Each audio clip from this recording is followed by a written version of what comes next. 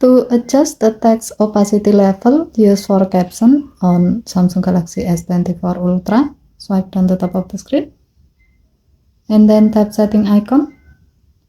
Scroll down the screen to find accessibility. Tap accessibility and then tap hearing enhancement. Tap caption preference.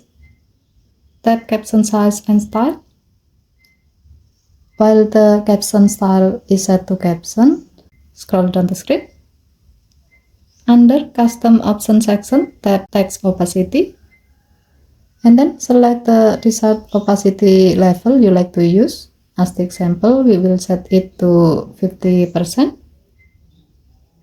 As a note, the lower the text opacity level, the more transparent the text becomes. By doing this, if you have set to enable the caption, the setting will be applied to live caption and other apps that support the caption preferences. Okay, thank you for watching.